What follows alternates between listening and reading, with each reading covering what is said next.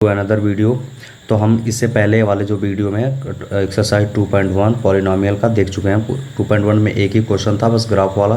कितने सोल्यूशन थे उसमें बताने थे, बहुत ही बेसिक था, मैंने उसको अच्छे से समझा दिया है, आप लोगों को समझ में आ जाएगा। आज हम शुरू करते हैं एक्सरसाइज 2.2।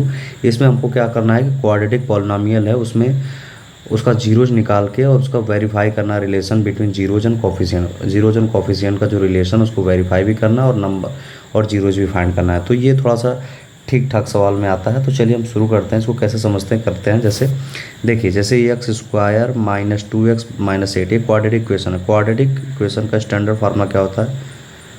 क्वाड्रेटिक इक्वेशन का स्टैंडर्ड एक्सप्रेशन देख लेंगे तो ये होता है a x square plus b x plus सी।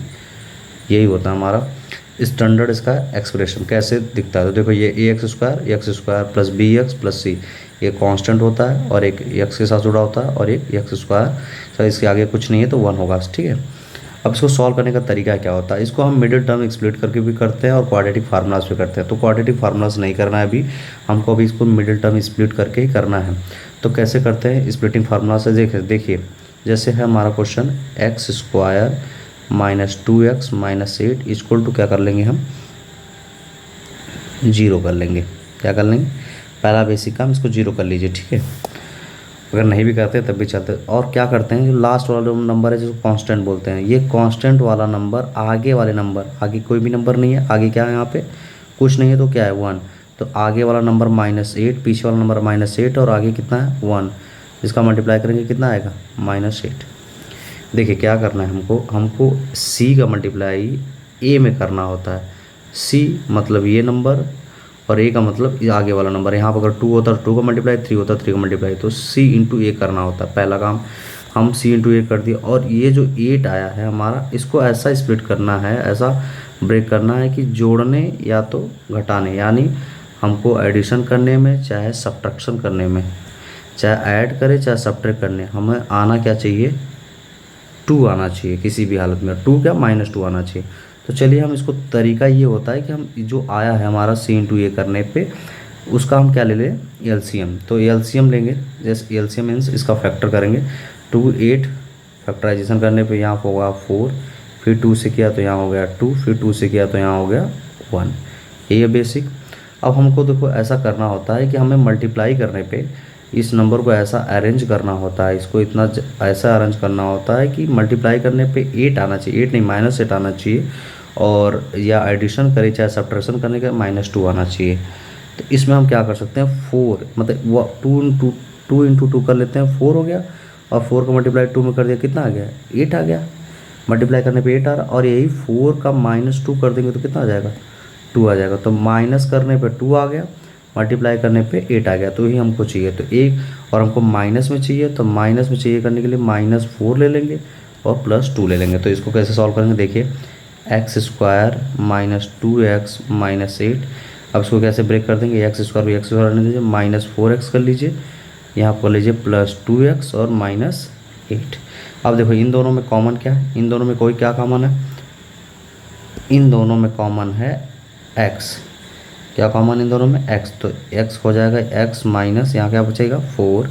इन दोनों में क्या कॉमन है? 2 कॉमन है, 2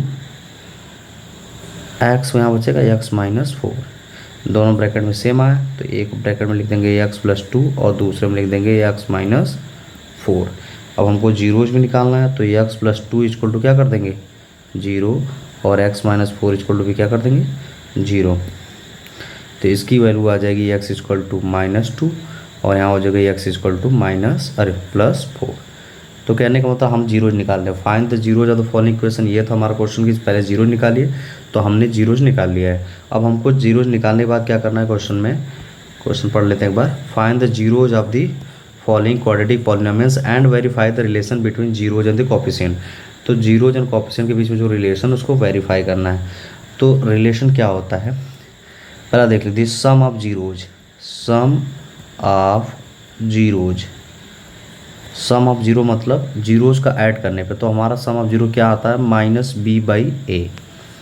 और दूसरा है प्रोडक्ट ऑफ जीरोज, जीरोज का क्या करना है? हमको प्रोडक्ट करना है। प्रोडक्ट करने का मतलब इसका होता है c/a, ठीक है। अब देखिए कैसे करेंगे इसको। सम ऑफ जीरो मतलब जो जीरो हमको सम कर देते हैं। एक था हमारा -2 और दूसरा था +4, तो इसको सम करेंगे तो कितना आना चाहिए, 2 आ गया। तो यही हमारा इसमें भी आना चाहिए। दोनों अगर सेम है तो हमारा जो हमने जो जीरोज निकालने हैं और वेरीफाई हुआ है प्रॉपर। तो -b, अब इक्वेशन में देखिए b ये होता है, c ये होता है और आगे वाला नंबर a होता है। तो इसमें -b, तो पहले से माइनस और इसमें b की वैल्यू कितनी है, -2 और a की वैल्यू कितनी, 1। तो माइनस माइनस क्या हो गया, +2। और हमारा यहाँ भी +2, इधर भी +2, तो हमारा सम ऑफ जीरो वेरीफाई हो गया। प्रोडक्ट ऑफ जीरो होता है जीरोज का मल्टीप्लाई, तो -2 × 4 कितना आता है, -8, ये आना चाहिए। तो c क्या होता है, कांस्टेंट नंबर c क्या हो जाएगा, ये -8 और a क्या है इसमें, 1 है। तो बस बेसिकली ये भी आ गया -8, ये भी -8। तो हमारा दोनों प्रोडक्ट सम ऑफ जीरो जब प्रोडक्ट ऑफ जीरो हमने क्या कर दिया, वेरीफाई कर दिया। तो हमको वेरीफाई करना था इन दोनों में उसके जीरोज और कोफिशिएंट पे। तो हमको ये बात पता होनी चाहिए कि a बराबर इस इक्वेशन में क्या था, 1 था, b इक्वल टू क्या था इस उसका इक्वेशन में, b इक्वल टू था -2 और c इक्वल टू था -8। चलिए पहला क्वेश्चन ख़त्म होता है। Thanks for watching, keep learning. अगला क्वेश्चन हम करेंगे अगले वीडियो में, पढ़ते रहिए।